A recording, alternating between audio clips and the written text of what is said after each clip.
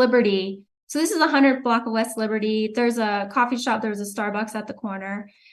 You can see both, one side of the streets regulated for 2-hour parking, one side's regulated for no parking, and they function essentially in the same manner. Just have a lot of these very quick trips to pick up coffee, essentially. But you can see the activity there, where that no parking is essentially operating as parking. Same thing in Carytown. There's a no parking stretch of the block on 500 block of North 5th. That's operating as parking. But you do see this 15-minute curb has been regulated 15 minutes, and there's just a lot of activity there, short-term stays. So that's what we want to see is, do we just keep the street parking for these short-term stays, and then get people off to the off-street lots if they're going to be parking for longer periods of time. And this is the 1200 block of South University, functioning the same way. There's a driveway, there's a no parking area that people are parking in. But, one thing to highlight on this slide is there were 1,500 curb sessions that we saw during this time. There's just the curb is really providing a lot of access and a lot of functions. So, really it's there to support businesses and there to support access, and, it's doing its job. We just need to figure out a better mechanism to, regulate and enforce these areas. So here's some of our recommendations. Looking at updating rates, having more short-term parking spaces, coming up with a loading zone standard. We saw that right now the issue with loading zones isn't necessarily that there aren't enough zones, it's that people that aren't conducting commercial delivery are parking in those loading zones. So we want to get those folks out of the loading zone, so those could be reserved for businesses that are actually conducting loading. Modernizing the enforcement strategy. This is not unique to Ann Arbor. We are working with cities across the country where it's just challenging to enforce these super short-term stays. We're seeing it in every city, and with them, the strategies of the, officers walking around. You think about our data collection practices have evolved from, we used to just walk around with clipboards every hour and look at utilization.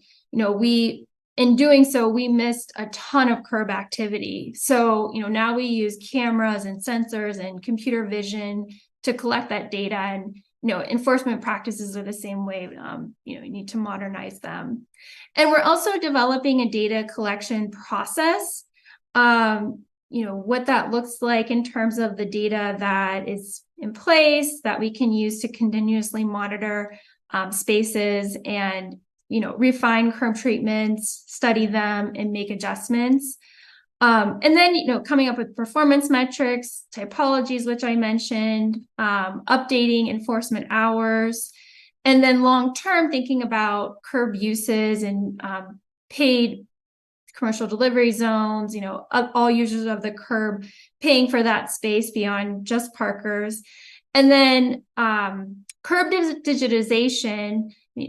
What we did through the study is we digitized all the curb regulations. So those are actually in a digital platform, and they'll be translated into this new curb data specification API.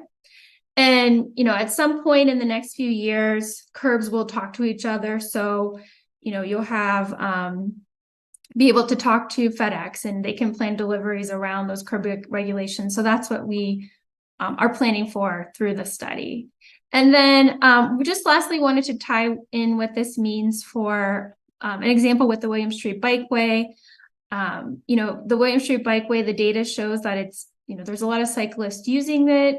But what contributed to that success was there was a thoughtful process about removing parking, where the spillover would occur, keeping parking on one side of the street so that, there's still that access to businesses and it's not either or.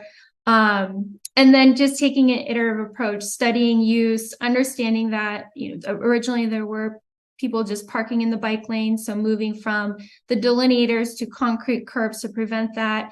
And, just this testing study is, what we want to see. And, that's definitely a best practice that was conducted with the William Street Bikeway. So, so with that, we can open up to discussion or answer any questions you might have.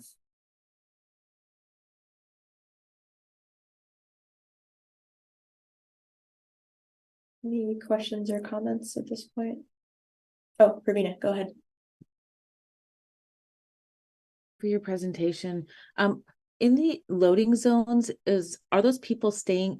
Is your data showing that people are staying as it to be parking, or are they there for 5 minutes to go grab something?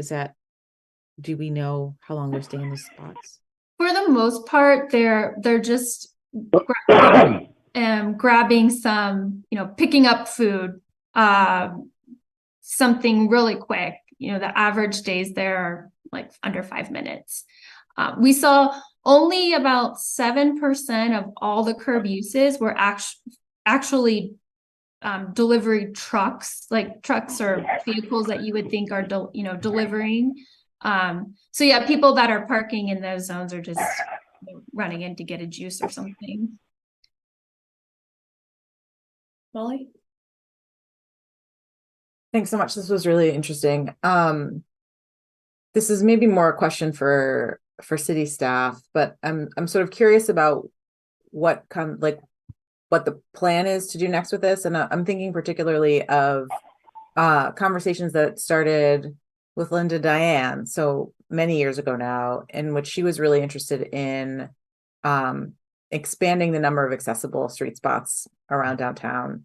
And one thing that was really obvious in the study is that really so many of these short, so much of the curb use is very short.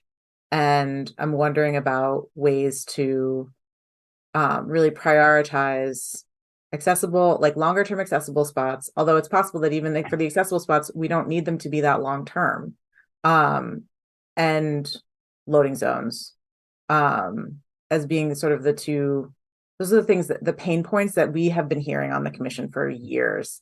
And it seems as though this study would support an approach where we are prioritizing those two uses. And I'm just sort of curious what this means going forward.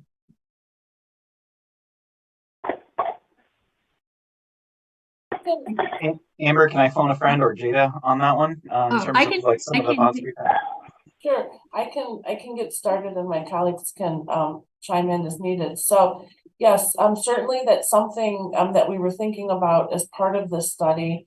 And Chrissy helped us to understand some new or I guess the first time regulation coming from the federal government about ADA spaces on street when you're newly constructed streets. But certainly in advance of that, we'll be using the information from the study this winter to kind of comprehensively look at all of the ADA sign spaces downtown, not just quantity, but quality, where they are on the block face, where they are in proximity to destinations and so on. So that will be one of the items that we will get started on right away. And certainly adding more, the information just shows that, nobody's using the traditional, 4-hour spaces like they used to. So, moving those people elsewhere and maintaining that curb space for other users.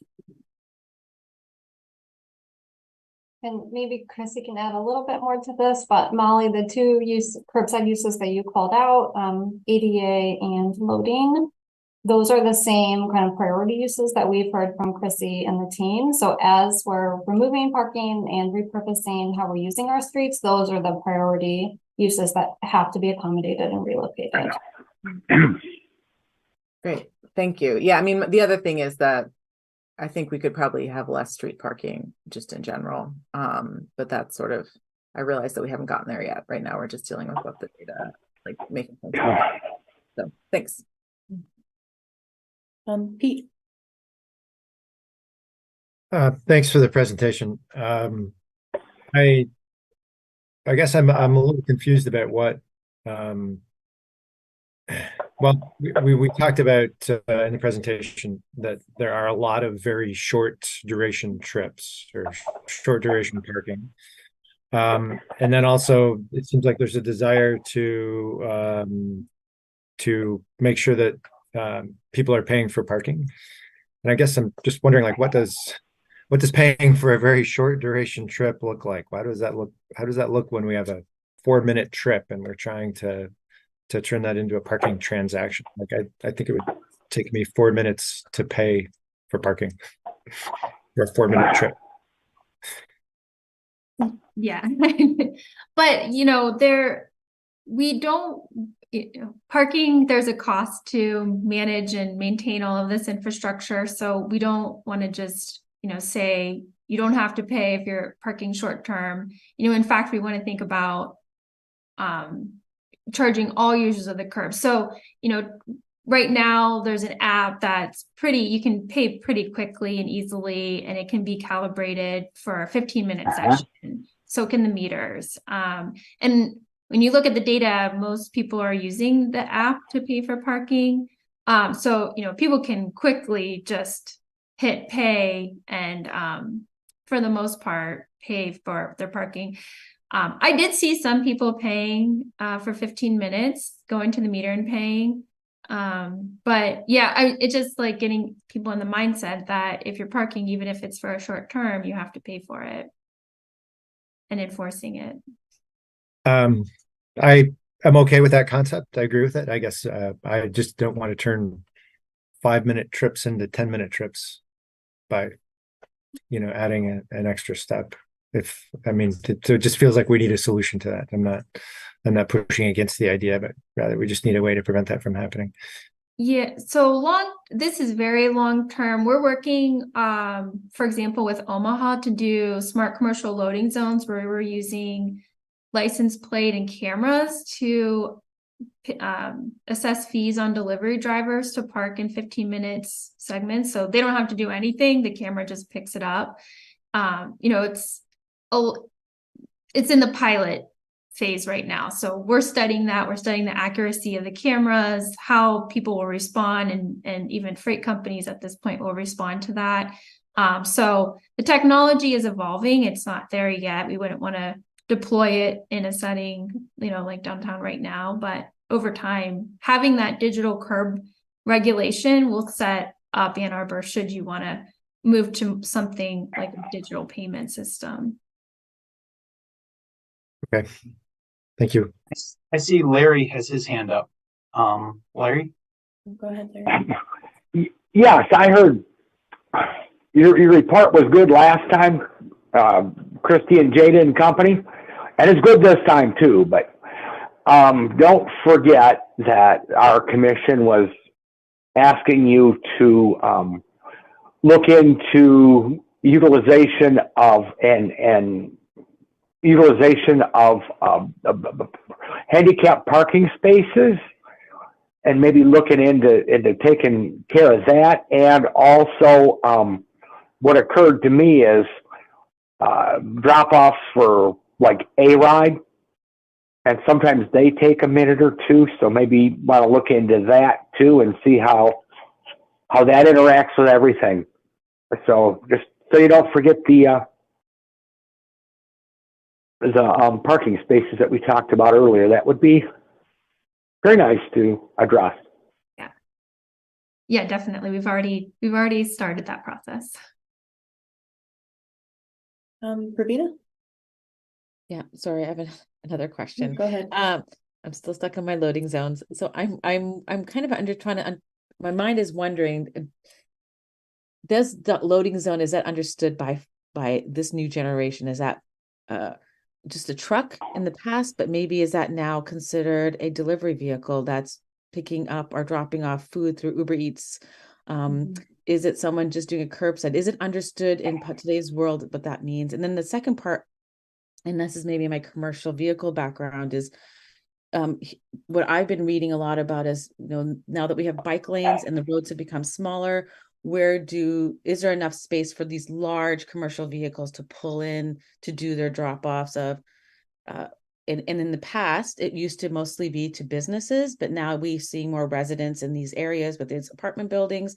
Is there enough space for a large class 2 to 5 FedEx truck coming in to drop off an Amazon package to, many houses, which is becoming more and more of a trend with Instacart and food delivery? And is the city really thinking about in this plan preparing those spaces for this changing environment of delivery? Yeah, so for your first question, do different generations see loading zones as just for trucks? So there's some spaces that are regulated for commercial loading, but there's also spaces that are regulated for short-term or 15-minute loading for anyone.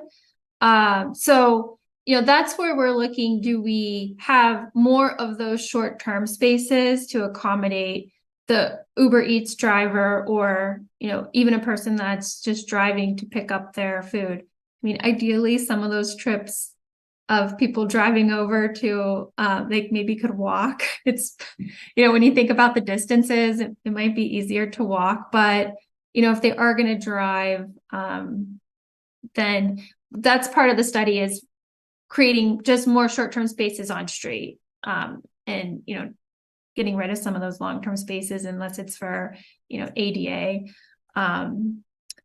And then the second question about just space for larger vehicles. So we are, through the street design manual update, looking at where there are dense residential or retail areas, making sure there's adequate space for commercial loading. And I believe that's already part of the process through the commercial development review.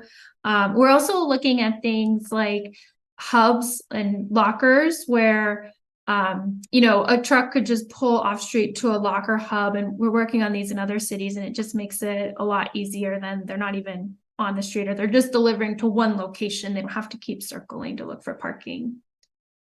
And just to add to that, with each of our projects, we are creating and relocating pretty significantly sized loading zones. So the space exists. What we're finding is, without physical barriers or enforcement, drivers will continue to use the space that existed before, so parking in the bikeway, instead of moving to those new nearby adequate loading zones. So then we're having to add physical barriers in order to encourage that change.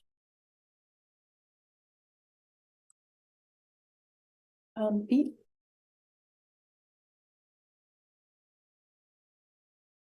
Yeah, I'm glad we got back to the topic of bike lanes. I was going to ask which of the short and near term recommendations that you have are, likely to have an impact on getting parking out of the bike lane, or getting people who are parking, giving them some other place. So it would be nice to know which of those are specifically aimed at that, if any of them are, which are likely to be the most high impact for fixing that particular problem. Yeah, that's definitely developing and modernizing the modernized enforcement strategy, and working with the city to determine what that looks like, what are the goals for enforcement, and continuously collecting data like we showed on the William Street Bikeway, understanding that people are going to park in that bike lane if there's not a concrete or permanent barrier. So collecting data, reading the data, understanding the hotspots, and that modern enforcement strategy would be a big hurdle to overcome in regulating some of these areas. Maybe I missed it during the presentation, but can you say more about what are the critical components of a modern enforcement strategy? Well, it's thinking about like collecting data, looking at where are the hotspots, and creating rounds, or to make sure. So, for example, on Forest, there's a lot of activity there, or on William where there's the bike lane. is there a constant enforcement presence, especially during peak times or hotspot or like when the bike lane goes in, so that people understand you're going to get a ticket if you park here or disobey the regulation. We want to have this be about education, but if people are continually violating, then we want to hand out tickets. We've also done in other cities mobility safety fines. We implemented them in Boulder. So if you park in a crosswalk or a bike lane, the fine is 4 times the amount of if you just don't, you don't pay the meter. So that helps people respond to especially some of those critical areas that are creating safety violations. But we really need to work with, the enforcement officers to develop that strategy and, understand the resources they have available to do that. Thank you. Molly? Yeah, just we're gonna keep coming back to loading zones, and this is more of a comment than a question, but in response to Pravina's comment, I think what I would like to see is fewer big trucks coming into the city, and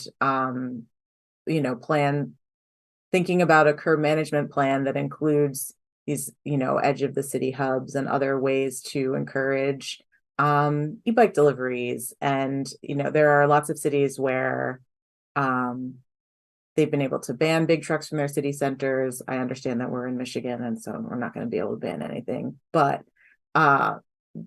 those vehicles are disproportionately dangerous to other road users, and they also take up an enormous amount of space, and I would rather not build for them in our city center.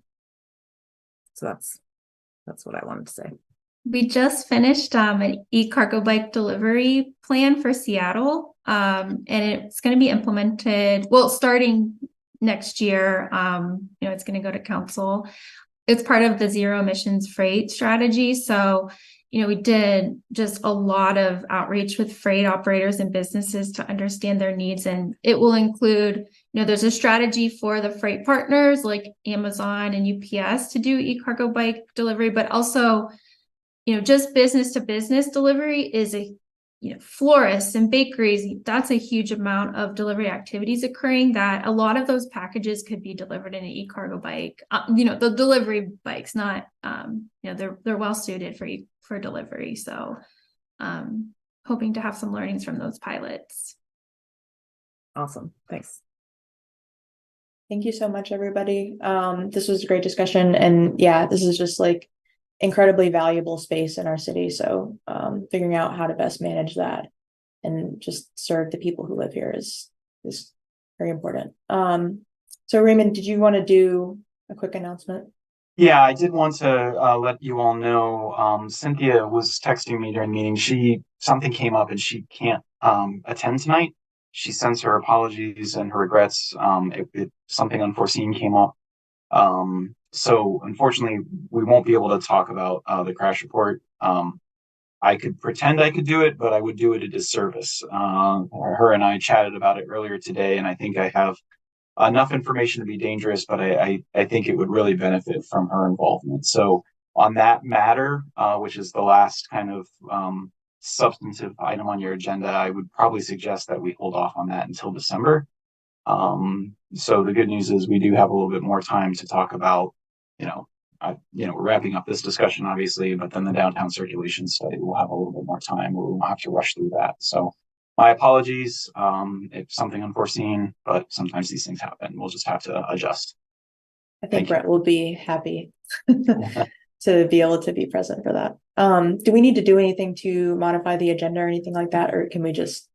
It's just an informational item, so I'm not too worried about it. Cool. We accepted the agenda at the front of it. If we really, really want to be formal, we could, but I think when we get to that item, we can just say we'll postpone it to the next meeting, and that should suffice. Yeah, I just got done talking about how we loosely follow Robert's rules, so I think we're good.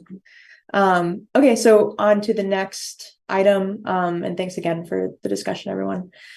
So we're joined this evening by Raymond, Amber Miller, and representatives from the consulting team who are working on the downtown area circulation study. The team will give an overview of the study, which just began, and answer any questions that we may have. So I think this is going to go really well with the previous discussion. So Raymond will introduce the item and then turn it over to the rest of the team. Yeah, I just want to take a couple quick moments to just kind of frame what this discussion is all about. There have been a lot of really great planning initiatives that have come out between obviously the DDA and the People Friendly Streets Initiative. They were kind of out front with a lot of that. Obviously, you're seeing the fruits of a lot of those labors and the cycle tracks and a lot of the other downtown improvements. Then you had the carbon neutrality plan and the transportation plan kind of on the heels of that. Which again set forth some pretty ambitious visions for how we want to move forward. And then shortly after that, the ride had their long range plan as well that identified future transit improvements. And so, we work as a city very closely with the DDA. We're happy to do so. They're a great partner. And so when the DDA was moving forward with some ideas, looking at some of the downtown circulation, we thought, maybe there's an opportunity to broaden it and help answer some other questions in other areas as well. And so Amber and I kind of put our heads together with our team and came up with what we thought was a good way to help answer, for lack of a better term, what are kind of the highest and best uses on certain roads and corridors, knowing that we can't fit everything on every corridor everywhere. And so this study is just kicking off, and we're really trying to help kind of frame some of these ideas and how they're all interconnected and how they feed off of one another, how they feed into downtown and outside of downtown. And so this study is kind of an exciting initiative. And so on my team, it's myself and Trevor are working on it. So Trevor's joined us tonight. You all haven't had a chance to meet Trevor yet. So this is your first opportunity to meet Trevor. He is our other transportation planner. You met Suzanne Flowers a couple meetings ago. And then on Amber on her team, she has several of her staff members, as well as Lori and Oliver are here as well. So Amber, let me go ahead and turn it over to you and save me from my rambling. Thank you. Hi, everybody. Thank you for making time to talk about multiple DDA initiatives tonight. I'm Amber Miller. I oversee capital projects and planning with the Downtown Development Authority. And I will turn it over to, I believe Oliver's presenting tonight, but Oliver and Lori, if you just want to introduce yourselves briefly. Sure. I'm Oliver Kiley with Smith Group out of our Ann Arbor office. Good to see many of you again. Excited to be here to share kind of what we're doing with the downtown area circulation study today. And so in addition to Smith Group, Wade Trim is also on the consulting team. So I'll let Lori say hello. Hi, everybody. Thanks for having me here tonight. My name is Lori Pollock, and I'm a transportation engineer at Wade Trim, and I've been working with Smith Group and the team on the circulation study. Great. Amber, did you have anything else you wanted to lead in with, or otherwise I can share my screen and jump into things? Thanks, Oliver. Oh, I can hit the button, but it says my participant screen sharing. Oh, there we go. Okay, it's coming up. Awesome. Hopefully that's working. Did that come through for everyone? Yes. Okay, I'm seeing head nods. So here we go. So this about 15 minutes or so worth of content to present here. We'll try to move through it. But if there are clarifying questions that come up along the way, we can certainly tackle those and look forward to some good discussion and helping to answer any questions that we can about this process and what we're going to be looking at. So a couple things to talk through in the presentation. Just wanted to provide a little bit of a background and a highlight on how recent projects have been working towards our collective shared values in the downtown area. And then as we pivot towards what the study will be looking at, there's really four kind of primary areas: active transportation, transit streets, event streets, and some two-way traffic restoration corridors. And we'll be sharing some best practices that are shaping and informing kind of our approach as we look at this, and then sharing some of our initial analysis and findings as well. And then we'll talk through next steps. So I'm actually starting with this slide, which is the very messy slide that we'll get back to again at the end of the presentation. And this really goes to Raymond's point about, what we're going to be able to look at and study in this circulation study, which is that there's lots of different ideas for things that need to and should happen in the downtown environment.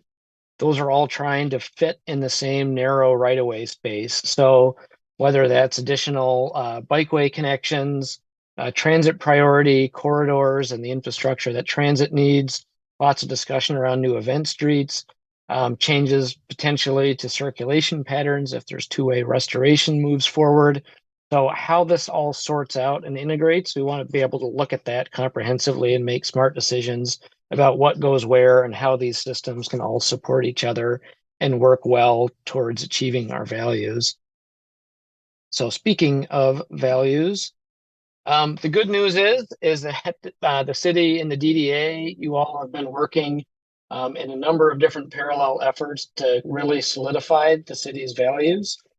So whether that was through the moving together a comprehensive transportation plan, the DDA's adopted values, plans like the 8 to 0 plan, there's a lot of overlap and synergy here. So that idea of safety, comfort, connectivity, access, equity, those are all really key values.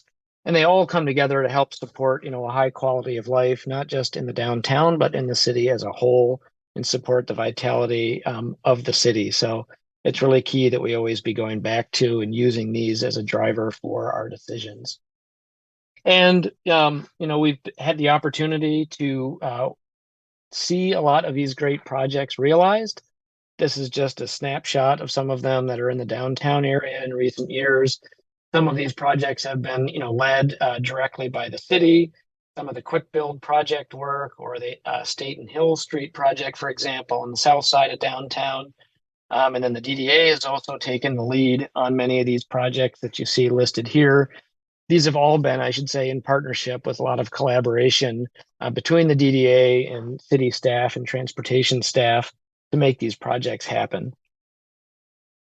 And, I think it's sometimes a little hard to quantify, but we are seeing, and as we look at other case studies across the country, a very strong connection between investment in infrastructure and the kinds of projects that you all are pursuing and implementing. And again, going back and paying benefit to that quality of life, helping to support the economic health of the city, vibrancy, activity, all of those things that help make Ann Arbor a great place to live. So that link between infrastructure investment and quality of life is really critical. When we shift and look at the safety side of the equation, we wanted to share just kind of a few interesting highlights out of that. I think overall, the DDA and the city have been putting in a lot of effort to document safety findings and track that data over time as these projects get implemented.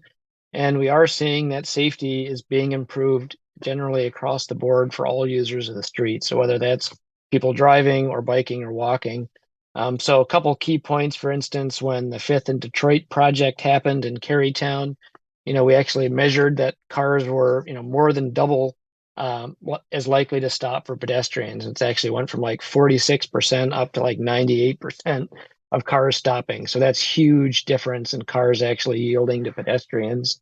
For anybody who may remember what that space was like before.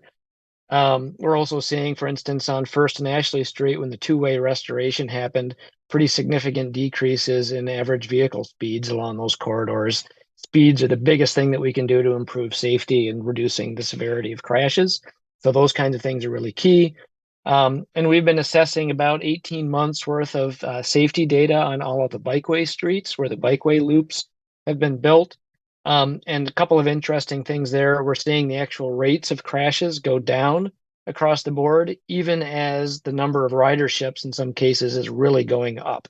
We are actually seeing a reduction in crashes involving bicyclists and pedestrians, which is great. And I think even the more pertinent piece, which aligns with Vision Zero, is that we still do not have any serious injuries or fatal crashes that are occurring for any mode of travel on the bikeway streets. So that's a key point to emphasize. Vision Zero is a core part of the goals that we're working towards. Vision Zero doesn't mean no crashes. There's still going to be accidents, but it means that we're moving towards having no serious injury or fatal crashes. And that's what we're seeing through these projects. So that's key to emphasize that.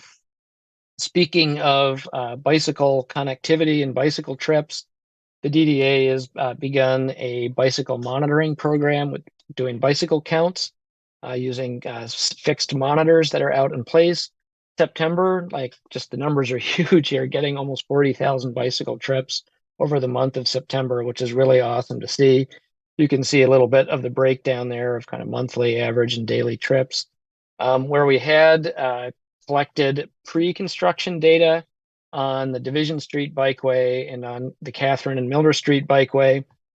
It's like a 240% increase in bike travel during the peak times and 150% on Miller and Catherine. So again, we are seeing that these are starting to drive bicycle trips.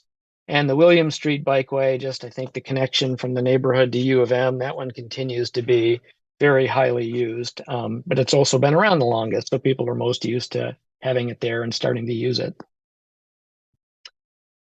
The DDA also recently conducted a survey with bikeway users. They got about 290 survey responses back. This was specifically to people that are using the bikeway, trying to understand better about how they're using the infrastructure that's been built, and kind of pulling out the data from the chart on the right there. The top two uses for why people are using the bikeway was getting downtown to run errands, do appointments, and for social activities, dining, shopping. So supporting that kind of commercial and service uses in the downtown environment.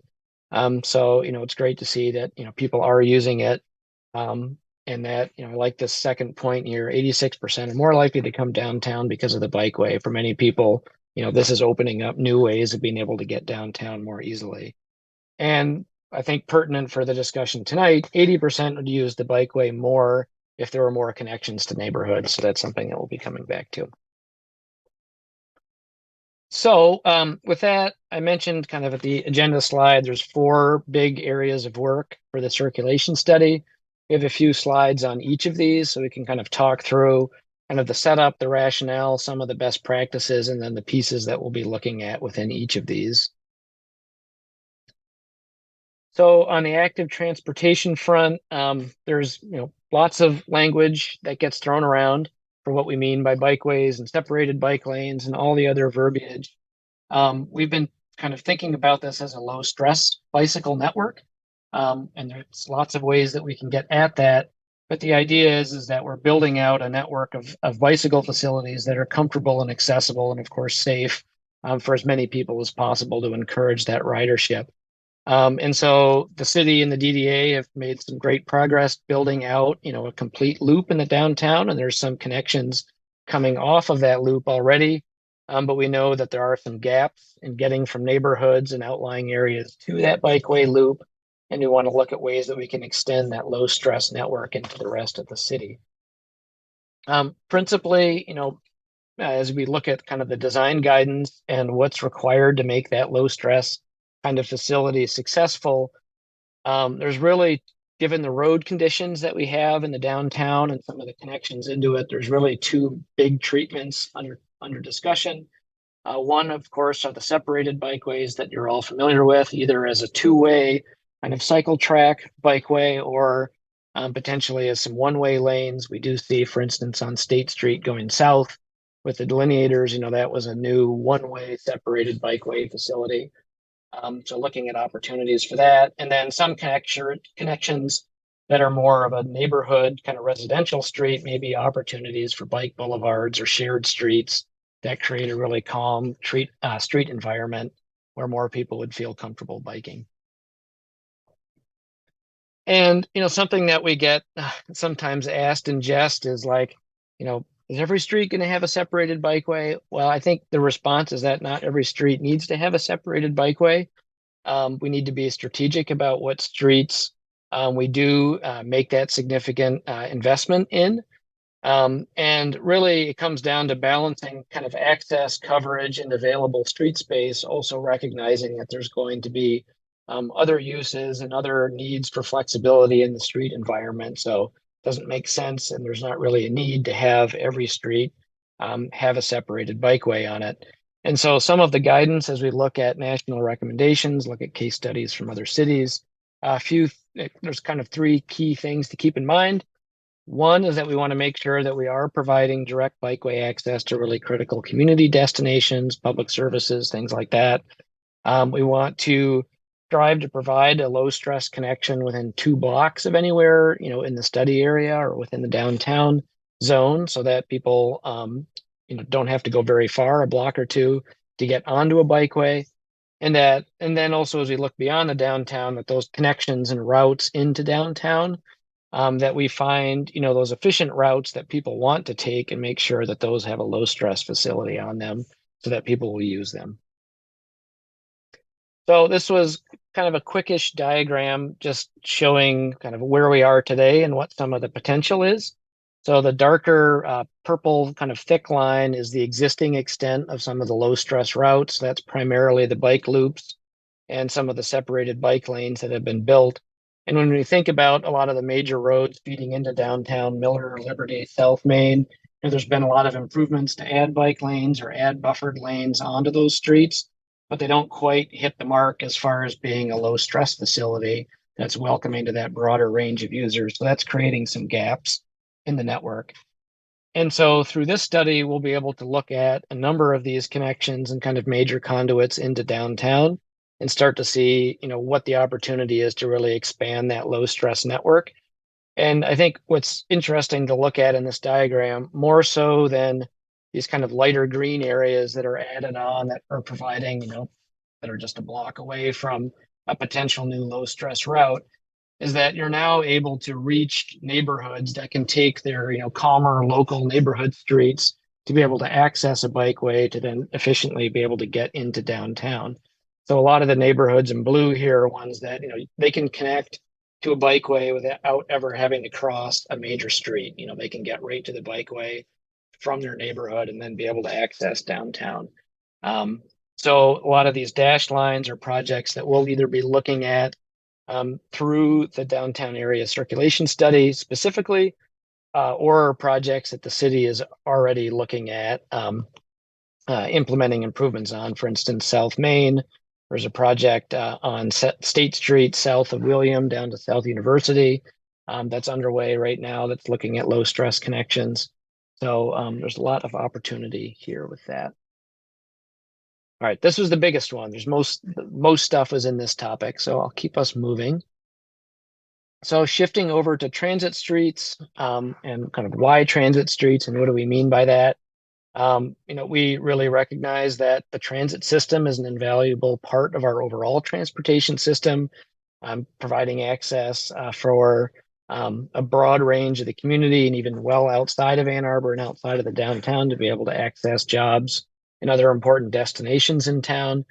And so I think one of the key factors that we need to be looking at is how do we really make sure that transit service can be prioritized in downtown.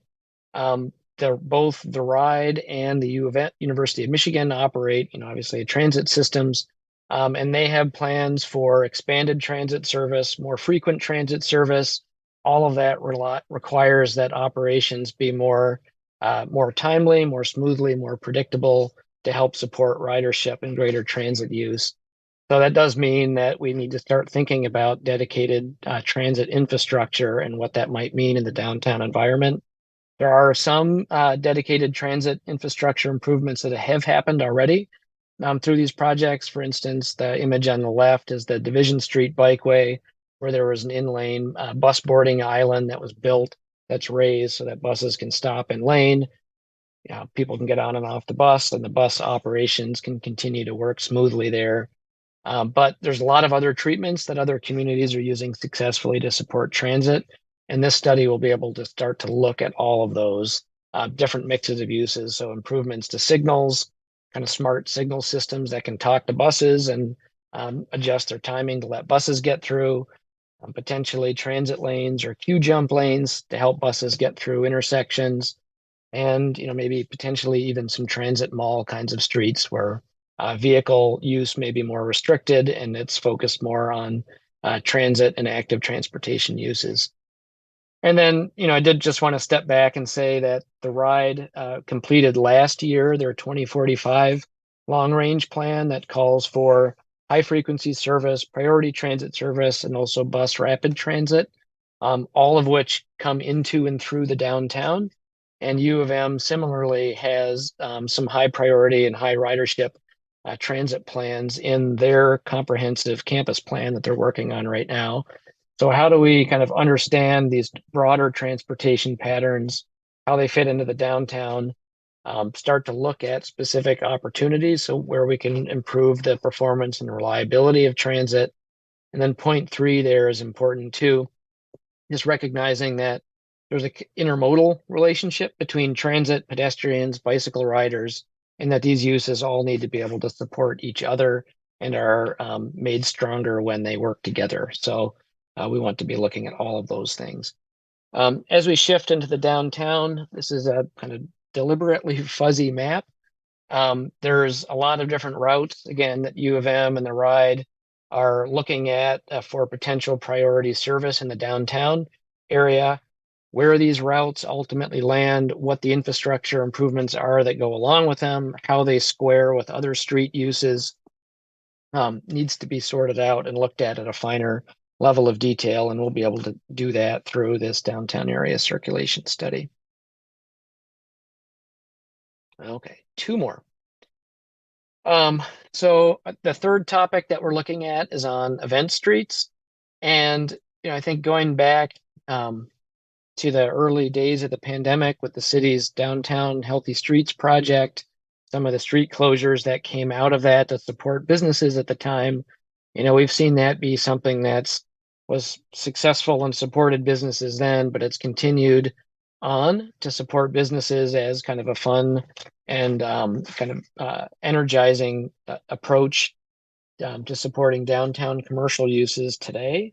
And I think that's generated a lot of discussion around, say, pedestrian streets or pedestrian malls. Should we be looking at those? What other ideas are on the mix? And so as we start to look at event streets that are in place today in Ann Arbor and what other ones might come online or how those might grow or evolve, we wanted to step back and look at really a continuum of different kinds of event streets.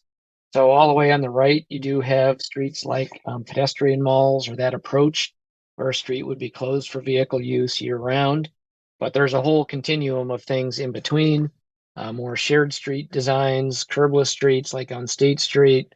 A lot of great success can be had with more formal seasonal street programs, kind of how Washington Street, that one block east of Ashley, works today, where it's basically shut down almost year round except for the winter months, or looking at more traditional kind of flexible streets. So there's lots of different ways and different tools for helping to reach our objectives and be able to maintain flexibility as well. So as we start to look at the downtown, we can think about that whole mix.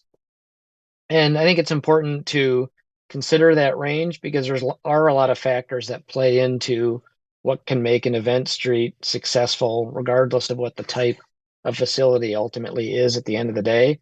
I think the key here is that kind of across all of this is that the event street improvements themselves are not what's going to be driving the success of that space as an event street. The event street improvements help support activities, uses, things that bring people out that are already existing or that get built up and programmed.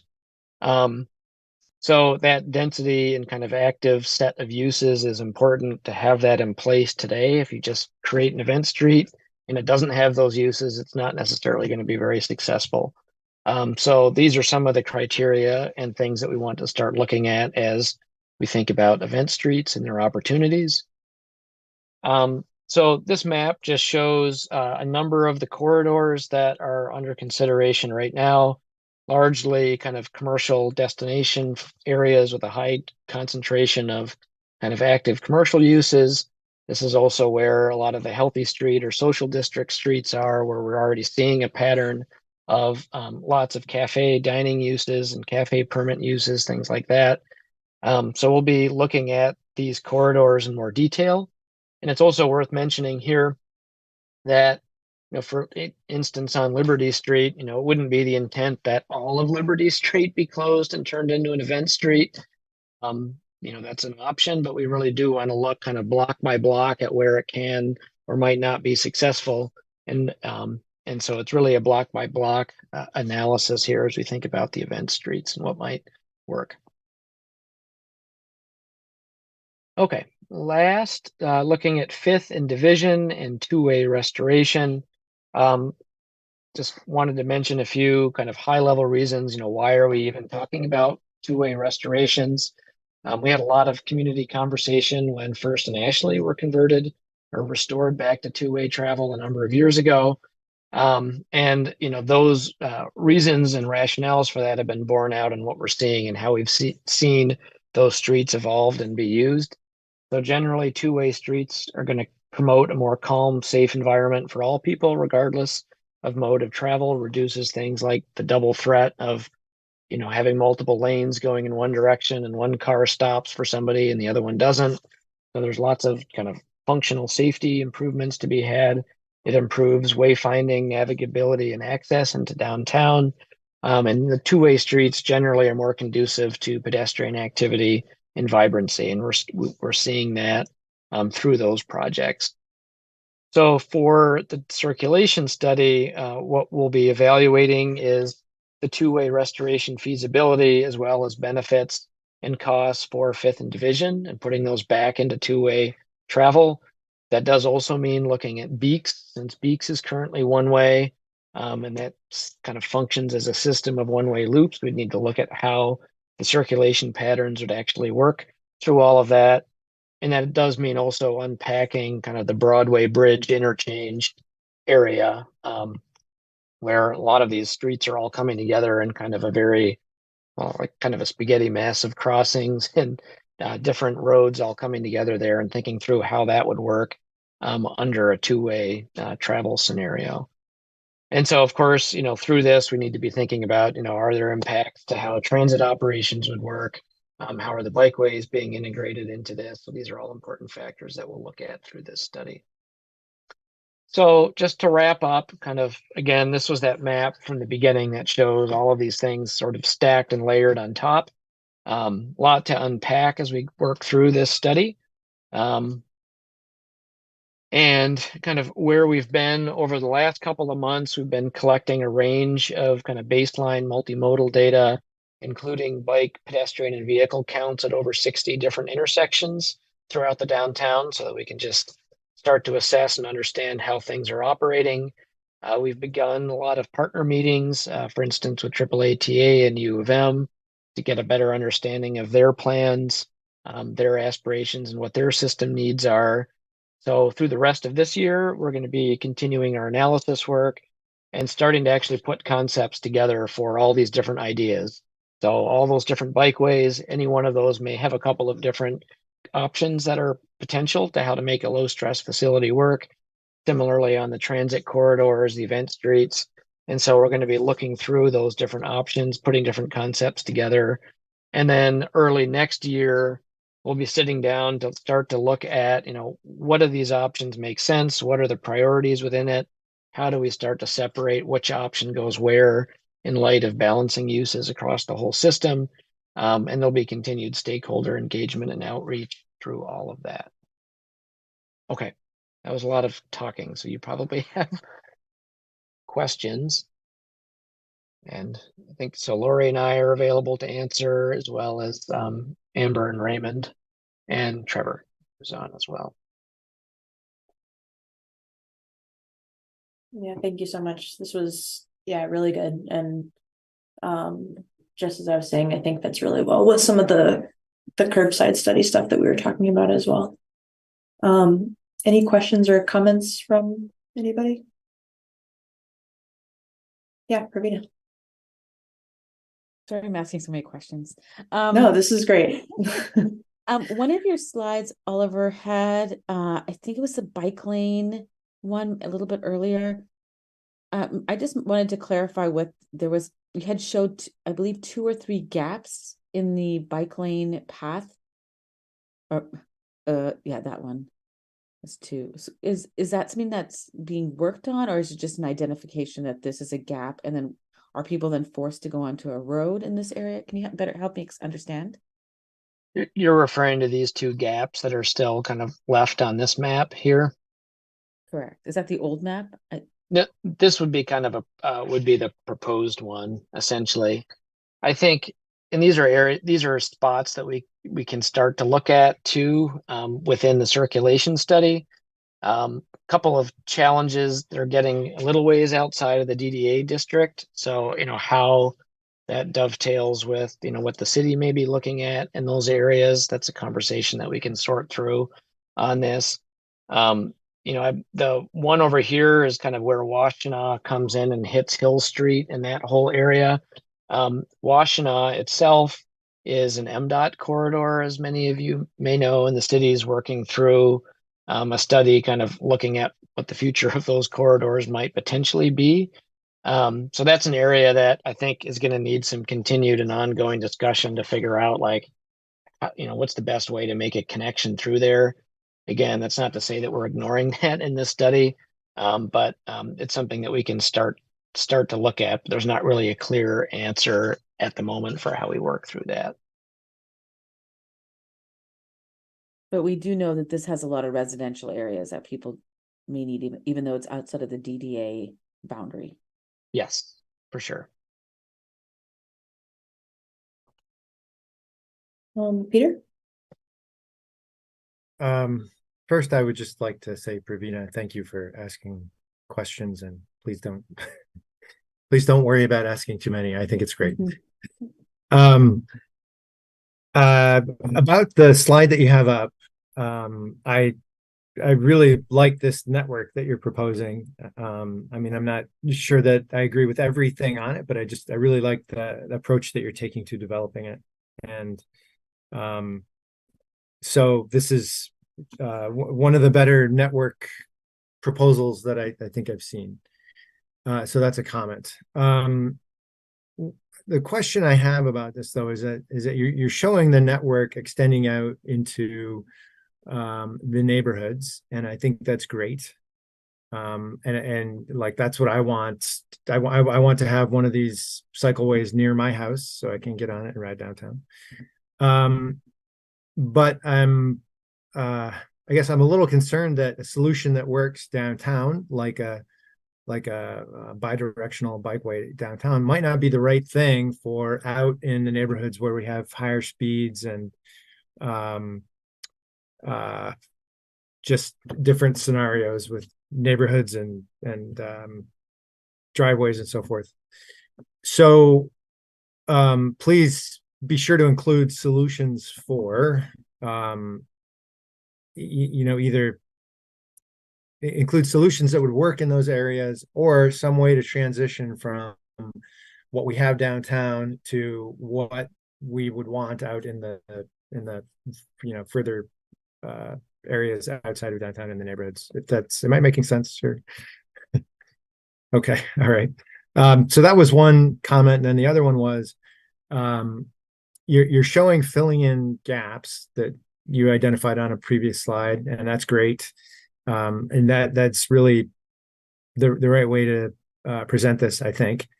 But I would really like your study to identify how we should be prioritizing those gaps, so that when it comes time to do it, like, I want to know which one of these is going to have the most bang for the buck. Like, we need to do that one first. And it might not be the cheapest one, and it might not be the easiest one, but it might be the one that we put the effort and the time into, and just is the game changer. Like, it gives more than it costs. It gives back more than it costs. So I like some way to help quantify that, to help us in our decision making and prioritizing in the future. So appreciate that. And yeah, I don't know if you want me to add anything. I just mentioned that, and Trevor or Raymond can jump in. I know, for instance, on South Main, for example, there was the road diet that was done at relatively low cost, right, to add buffered lanes on. And I think the city's now looking at going through and putting, delineators in potentially, right, to make that more of a protected facility going south, or things like that. So to your point about phasing, there may also be ways to sort of incrementally phase things in to be able to get, action sooner on some items, as an interim solution, and then be able to build it out in a more permanent way over time. So those are definitely things that we can be looking at through this. Molly? Yeah, thanks for this. It's great. I've been hearing about the circulation study for a long time. I'm glad to see the ways that the city is broadening the perspective beyond just the immediate downtown. I'm curious about, because I understand that this is originally a DDA project, and so it has to center on the downtown. But one of our real weaknesses is our connectivity between the neighborhoods, so around downtown. And I'm curious about if the city is thinking about ways to extend this either afterwards or sort of in parallel, to be looking at those places where it's difficult or impossible to get from one outer neighborhood to another in a safe and direct way. Yeah, I think I'll take first stab at this and then allow others to chime in as well. You're right about the geography, right? We are focused on the downtown. Obviously the DDA is the major partner in taking lead on this, so it makes sense to focus on kind of the downtown and the geography that they can help support. But again, obviously being the nucleus of the city, that makes a lot of sense, from the city's perspective as well. So, I think it's a great partnership.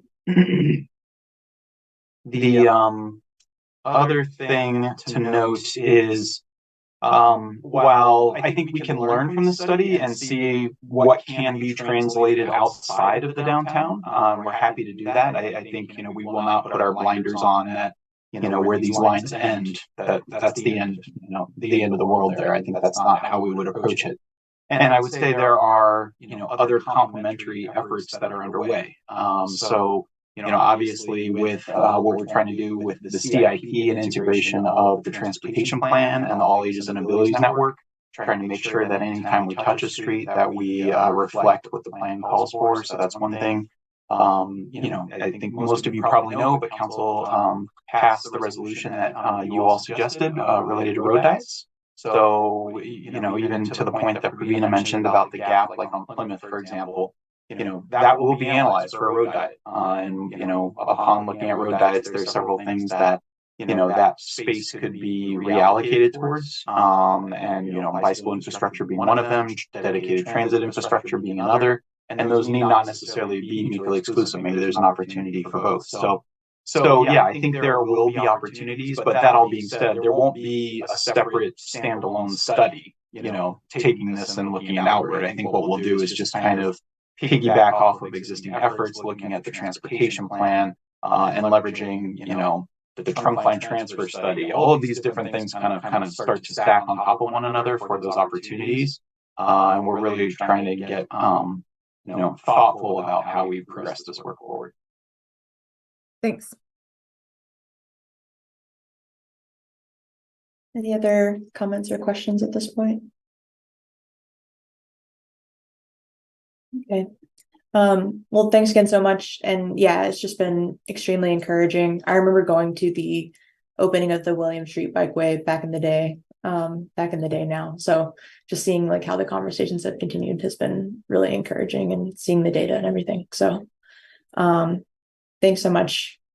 I think we can move on. And yeah, of course, if there's any other questions that come in, feel free to email and we can pass those along.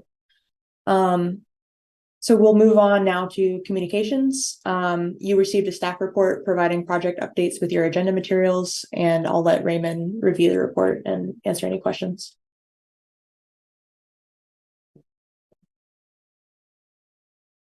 All right. Is my screen showing appropriately? Mm-hmm. All right, very good. Thank you. I gotta jump in here, Raymond. I feel like there's some sort of audio distortion on your end where it's doubling it up, and maybe I'm the only one hearing it. But if you could mute and unmute, maybe. Okay, let me try that. Yeah, Chris had mentioned that as well. How about now? Is that working better? It still sounds like a rock star double-sided thing going on. I was going to say Max Headroom, but oh, that's great. Thank you for the 80s reference. Let me see. I can dial in real quickly if you all will humor me for just a moment.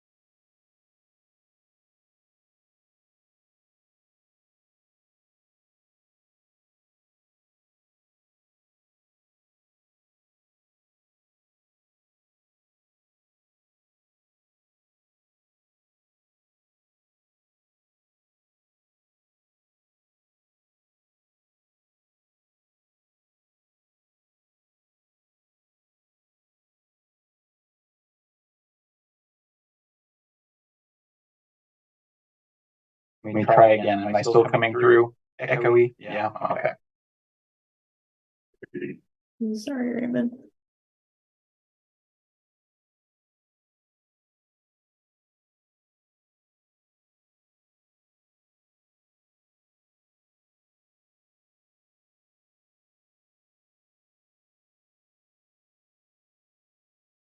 Welcome to Zoom. Enter your meeting ID followed by pound.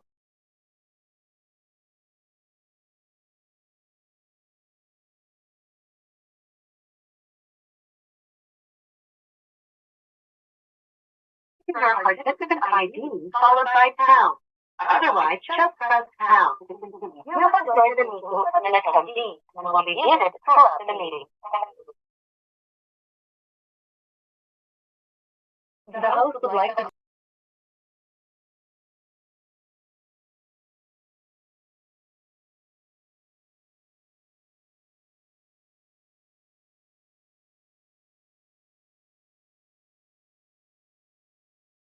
All right, am I coming through better now? Yes, Yeah. you are. Hey, thumbs up. And we've got multiple Raymonds in the meeting now, which is great. That sounds like a curse. Sorry for that.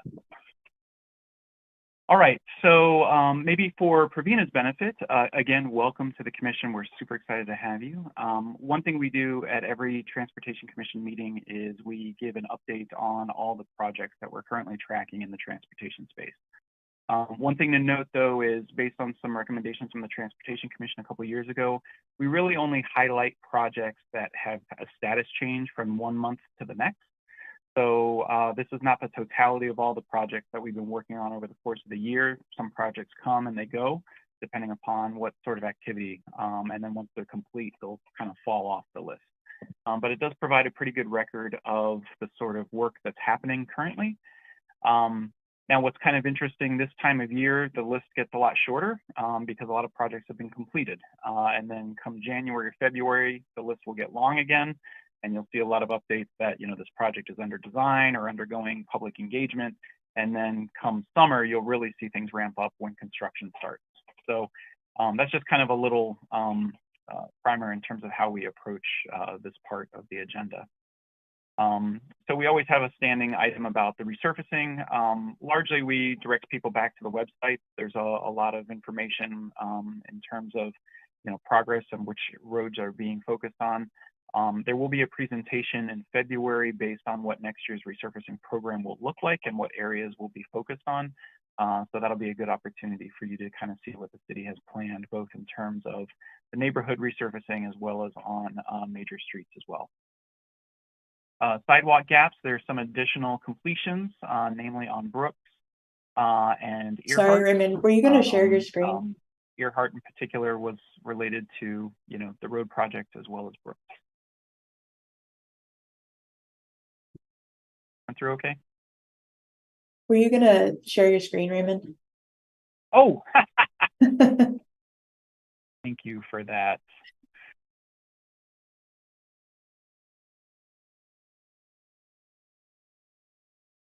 There we go. We golden now? Yes. All right. Okay, so there's the resurfacing projects. There are the sidewalk gaps. Like I mentioned, Brooks and Earhart are now complete, adding to the list of others that have been done as well. Miller Avenue, I think some of you may have had a chance to attend the public meeting that was held on October 19th.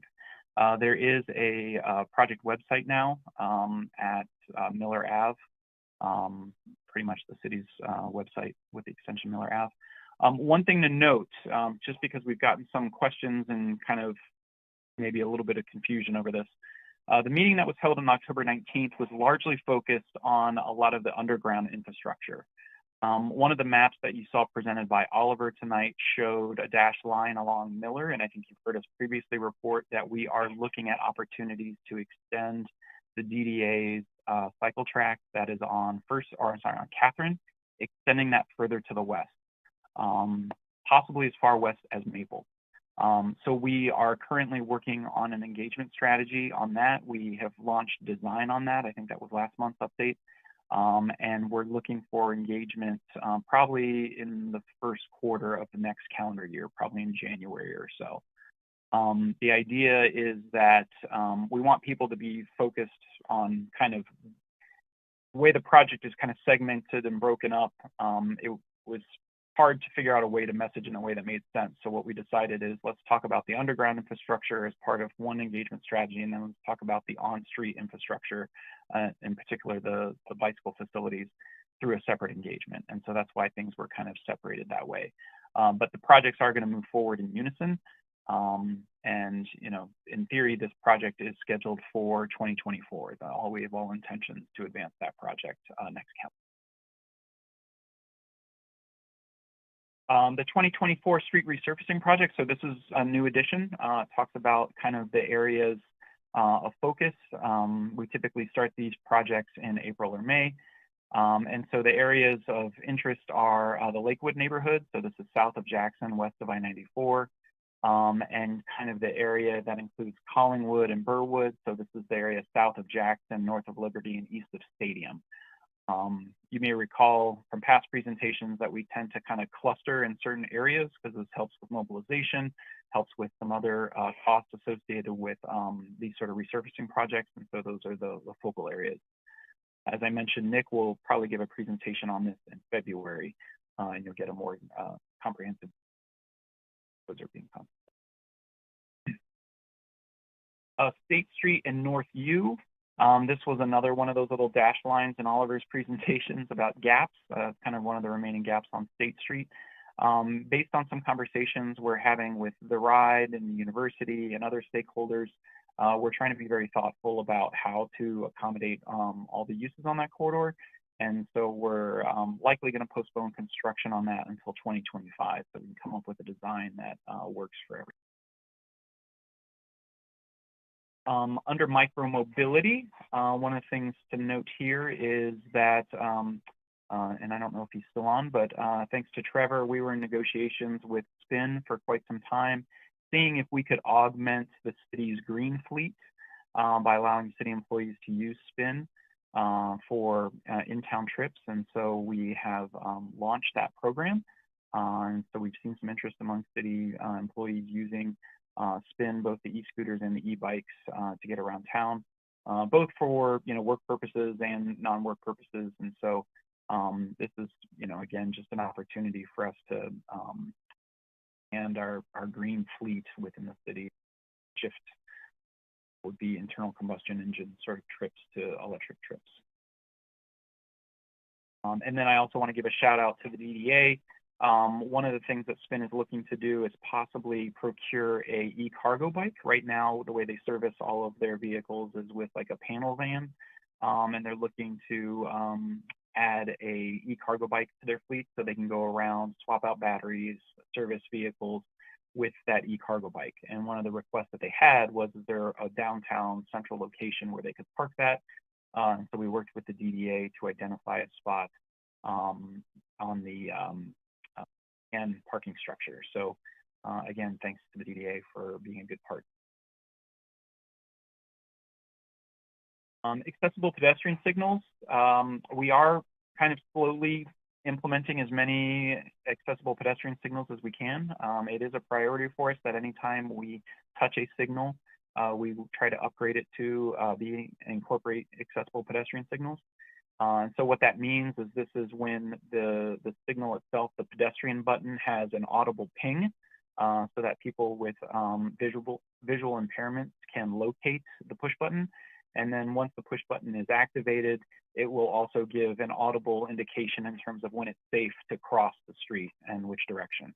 So for those of you who've used our rectangular rapid flashing beacons, these all are APS enabled already. You've heard the beeping and you've heard that, when you push the button, it says yellow lights are flashing, which is an indication for the cross. At signals, it tends to be a little different. It tells you which street to cross. And so we have installed 2 just recently at Huron and 7th, and then at the Jackson, Huron, and Dexter Ravenna split, as well as Ellsworth and Research Park. So I guess there are 3. One thing I will note, the new signal at Dexter, well, actually at the Ravenna leg of the Huron-Dexter split, we are having some detection problems there. So for those of you who have been through that intersection, we're still working through some of the kind of signal coordination and detection issues. But my understanding is the accessible pedestrian signal is up and running, which is good. For streetlights, we're tracking 610 streetlights repaired so far by DTE for this year. Under quick build program, I can quickly walk through a report that was appended to this report about some impressions that we've gotten from the community about our quick build deployment from the summer. The last two topics are the bike corral pilot program. I think you've heard us mention in the past that we've launched that. So the idea here is that for anybody in the community who'd like to see public parking in the public bike parking in the public right-of-way, they can put in a request through the online permitting system called Stream. This is a no-fee permit. It's just a way for us to kind of organize the work and channel it effectively. So far, all the requests have been within the DDA. So again, we forward those on to the DDA, and they're looking at installing those. But we do have a series of bike racks too that the city's willing to put out, maybe, you know, where there was on-street parking before, other things like that. So again, spread the word among your networks. We want to know if we need to scale it or not. And then the last update I wanted to provide was related to Safe Streets and Roads for All. I'm sure many of you are anxious to hear about this. Unfortunately, we are still in the contract grant finalization process. So this award was made back in January. And here we are still negotiating with Federal Highway Administration on a contract. It has changed a lot. You know, in some sympathy to Federal Highway Administration, this was a new program and they were figuring out the rules as, you know, the program was going along. So they were, you know, old adage, building the plane while they were flying it. And so what that has led to is a lot of kind of rewrites and going back and figuring out if we're using the right template and a number of other things. Our situation was particularly complicated by the fact, I think you've heard me report in the past, that we applied under one program and we got awarded under a different program. And so that really complicated the grant contract agreement process. But I think I keep jinxing it every time I say it, so I should stop saying it, but I think we're in the final throes of getting this done. We forwarded our final version of the contract last week, and we're just waiting for Federal Highways to sign off on it, and then we'll route it for final signature so that we can begin the work probably in earnest in January. We have a few moments. If you'll indulge me, what I'd like to do is just quickly go over the quick build survey results. So this was compiled by Suzanne and Trevor.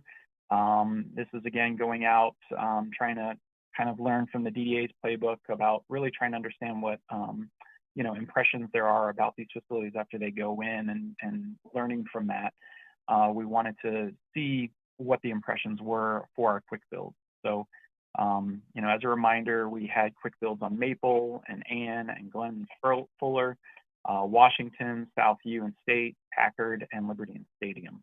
And so we just kind of asked people what their experience is with this. So what locations have they experienced?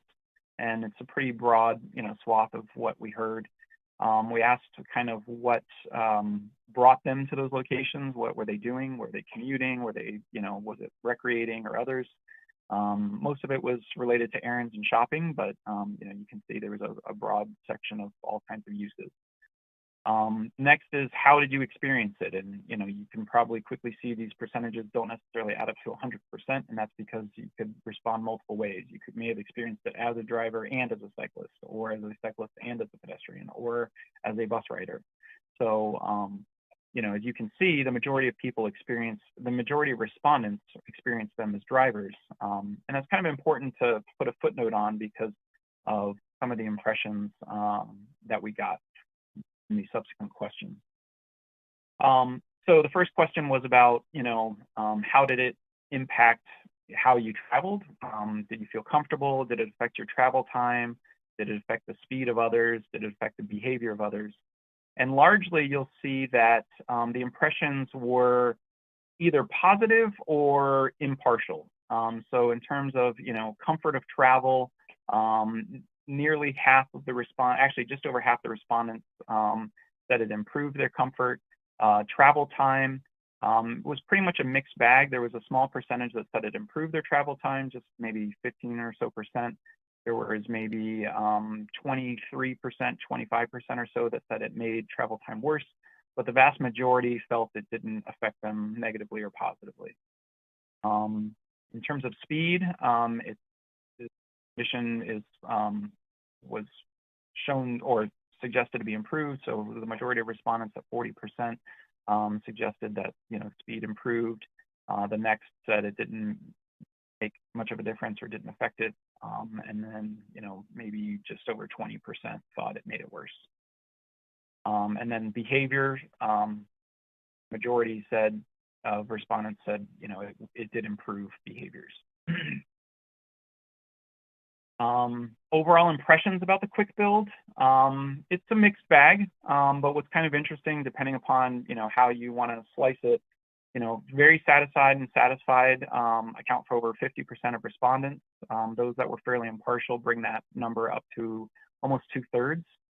So those that were dissatisfied or very dissatisfied represent about 1/3 of total. And then I won't go through all of the other comments. You can read those at your leisure. But what we did is just there's always an open-ended question about in these surveys. And what we did is we just cut and pasted all those over. There's no editing, there's no grouping, there's no clustering. It's just everything is out there. So you can see some of the remarks respond very favorably to it. Some of the remarks respond fairly negatively towards it. But we always look these over to see, what sort of insights we can glean from the comments that we receive. So those are the updates I wanted to provide. I'm happy to entertain any questions you might have.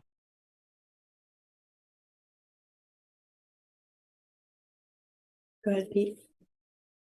I just have a comment about the SIO Church project that you show as having wrapped up, and I just wanted to say thank you to Nick and Raymond and Chris Wall and everyone who worked on it. It's amazing. I've ridden and walked the whole length of it, and it's nice to finally have a complete street there. So it's great. Thank you. Great.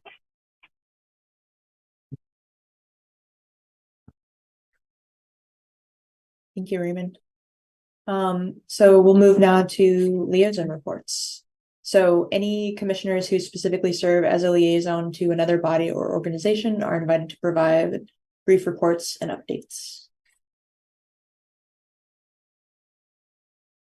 Go ahead.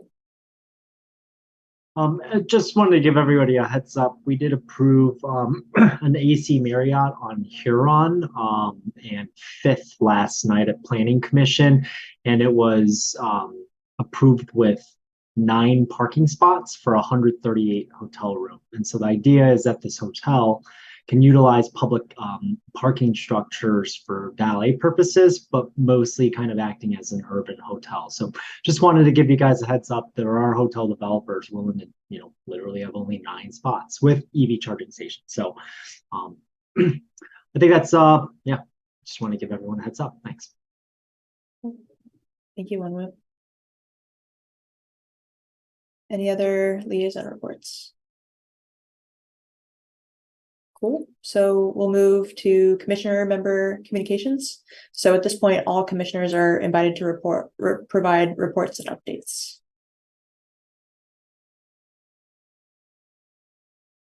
Go ahead, Peter. I would just like to comment on the topic that was removed from the agenda, which is crash reports. And just like to share my opinion that many of you, I'm sure, have already heard, that I think this is, looking at crashes is one of the most important things that we can do as an organization and as people in city staff and in the Transportation Commission. And I feel like those crash reports are our report card on how well we're doing on Vision Zero. And I think that this needs to be a big part of what we do and what we focus on. And I understand that we couldn't talk about it tonight, and we should talk about it in a future meeting. But even then, I don't think that 20 minutes is long enough to give this topic the what it deserves. For one thing, I would say that our 2024 priorities should be focused largely on the outcome of looking at those crashes. What are we going to be doing to make sure that we don't have similar crashes at those locations and at similar places throughout the city? That needs to be one of the inputs into our 2024 work plan. So I don't know. I guess I'd like to hear others' opinions on the right way to do that and the right way to make that a bigger part of our month-to-month work. I don't know if it needs to have a standing committee or what the right way to approach it is. I'm interested to hear others' opinions on that, but I just would like to reiterate once again that I see this as a very important part of what we should be doing on this commission. Thank you. Thank you. Anyone else at this point? Okay. Well, I think Pete's comments really like transition us nicely into the next section, which is call for agenda items. So at this point, we can review the existing work plan and previously requested agenda items, potentially add some of what Pete was saying to the list, I think. And Pete, I think that's a point well taken. I think the good news is I was a little worried this meeting was so full with some big presentations that we weren't going to have enough time to talk about crash reports. Hopefully next month we'll have a little bit more time to do that, which and point well taken in terms of 20 minutes maybe not being enough. So some of the other things we are tracking either for next month or things that might carry over into January. The annual report, we plan to bring a draft to you in December. Again, we can't finalize it till the end of the year, till we've gotten through all of our material, but we want you to look at it. Again, we are looking for a volunteer among the commission for a guest passage. So if any of you would like to do that, please reach out to Megan, Brett, myself, and Chris, and then that way we can kind of work with you in terms of what that looks like. We're happy to help you with that. So it shouldn't be a heavy lift. I think Megan's done one in the past, Wanwoo's done one in the past, Molly's obviously done one in the past as chair. So it is something that we always like to shine a spotlight on some commission members. We'll revisit the work plan. Again, we touched on that today. We'll take your suggestions, incorporate that, and then that'll help guide our work for 2024.